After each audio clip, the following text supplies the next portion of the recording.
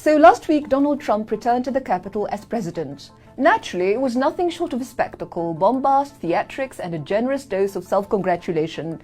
But what really struck me was his speech, where he resurrected that old chestnut, American Manifest Destiny. Now, if you're not familiar with the term, Manifest Destiny sounds grand and visionary, doesn't it? Until you realize what it actually means. It's essentially an excuse for conquest and domination, neatly packaged in the language of exceptionalism. And Trump, he's all in. This time, though, his ambitions have gone interplanetary, that's right. Mars is now the next chapter in America's mythology of expansion. Colonizing a new planet because clearly we've done such a great job of this one. That said, Trump's expansionist dreams didn't begin with Mars. Before aiming for the stars, he floated the idea of buying Greenland, mused about annexing Canada, and regularly invoked the Panama Canal as a symbol of American power. Whether it's land, trade routes, or entire planets, it's always the same story, domination masquerading as progress. But here's the thing about Manifest Destiny. It isn't just some abstract idea. It's a doctrine soaked in blood. It justified the genocide of millions of Native Americans, the theft of their lands, and the obliteration of their cultures. It's violence cloaked as inevitability. And now, Trump is dusting it off and revamping it for a new age. But let's talk about the inauguration itself. Sitting in the front row, like emperors surveying their domain, were Elon Musk, Jeff Bezos, and Mark Zuckerberg. These aren't just tech billionaires, they're architects of modern power. Musk, for example, was worth a mere $2 billion in 2012. Today, $449 billion. Bezos went from $18 billion to $245 billion, and Zuckerberg climbed from a mere $44 billion to $217 billion. Meanwhile, the federal minimum wage in the US has been frozen at $7.25 an hour since 2009. Let that sink in. These fortunes could end global poverty, yet they've been amassed in a world where millions struggle just to survive. It's the divided states of oligarchy where billionaires thrive and everyone else is left scrambling. And Musk, well, he didn't just show up with his billions. He brought along the baggage of his recent Nazi salute. Yes, you heard that correctly. Musk, with a straight face, threw up a Nazi salute. And what happened? Pro-Israel figures rushed to his defense. Why? Because let's be honest, it's not about anti-Semitism for these people, it's about Israel. Musk parrots their narratives and amplifies their propaganda on X. So a Nazi salute? Apparently that's something they can look past. It's funny, isn't it? Not in a ha-ha way, but in a deeply twisted way. It's not just about money, though. These billionaires are deeply tied to state violence. Google, Amazon, and Microsoft have provided AI tools to enhance Israel's military capabilities. Meta, Zuckerberg's empire, has systematically silenced Palestinian voices, shutting down their stories before they can be heard. And Musk? He's turned X into a megaphone for Israeli propaganda. These men aren't passive bystanders, they're active participants in the machinery of oppression. And speaking of AI, here's where things take a nosedive into full-blown dystopia. For the first time in human history, artificial intelligence is being unleashed at an enormous scale in warfare, and Gaza has been the testing ground. AI-driven drones, predictive algorithms, advanced surveillance, it's like someone watched Black Mirror and thought, let's make it worse. They'll dress it up as precision, but let's be honest, it's cold, calculated, and utterly inhumane. This is mechanized mass slaughter, quicker, bloodier, and more devastating than anything humanity's blood-soaked history has ever conjured. Now, let's move on to the most chilling part of Trump's speech. Behind him stood the families of Israeli hostages, grieving, heartbroken, their pain put on full display. Trump turned to an Israeli mother and declared, "Had I been in power 3 months ago, your son wouldn't have died. We had a deal since July." Well, that's right.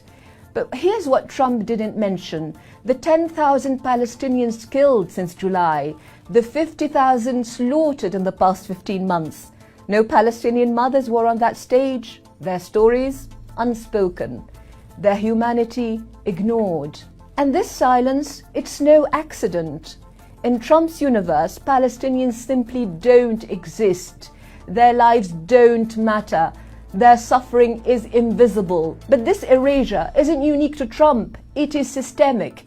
It's baked into the fabric of global power. That Trump is now casually floating the idea of ethnically cleansing Gaza is hardly surprising. And why? To make way for glossy sea view real estate developments. Just imagine luxury beachfront flats perched atop the rubble of a war zone. Charming, isn't it? But let's not kid ourselves. This level of callousness isn't unique to Trump. In a recent interview with MSNBC, Biden admitted he had warned Netanyahu not to carpet bomb Gaza. How compassionate of him. And Netanyahu's chilling response? Well, you did it, referencing the firebombing of Dresden and the atomic bomb dropped on Hiroshima. And despite knowing Netanyahu's full intent, Biden still approved the transfer of 50,000 tons of bombs to Israel. 50,000 tons. Just think about what that scale of destruction means for a tiny place as densely populated as Gaza. This isn't just about bombs, though. The machinery of Western complicity is vast. The weapons come from America and Germany. The intelligence comes from Britain. The political cover is crafted in Washington, London and Berlin. Take Keir Starmer, leader of the Labour Party. He called it legitimate to cut off food, water and fuel to Gaza, legitimate to starve an entire population. Germany's Foreign Minister Annalena Baerbock went as far as defending the bombing of hospitals where women and children were burned alive. This is what Western power looks like: atrocities rationalized, genocide sanitized, and injustice normalized. And then there's the media. Western outlets do their part by amplifying Israeli narratives and silencing Palestinian voices. The New York Times published fabricated stories about sexual violence perpetrated by Hamas, sourced from a former Israeli soldier masquerading as a journalist. CNN, its staff protested the network's suppression of stories critical of Israel. The BBC, its Middle East coverage is managed by figures with links to Israeli intelligence, as was bravely exposed by British journalist Owen Jones. The result? A distorted reality where Israel is framed as the eternal victim while Palestinians are dehumanized. The truth is, the Palestinian struggle for liberation is the most asymmetric conflict in modern history. On one side, you have Israel, backed by the full might of the West, weapons, intelligence, political cover, AI technology, corporations, media machinery. On the other side, you have Palestinians, isolated, besieged, abandoned. They have no superpower to arm them, no institutions to shield them, no media to tell their stories, and yet they resist. Their very existence is an act of defiance. But here's what gives us hope. People across the world are rising up. In London, Paris and New York, millions have marched for Palestine.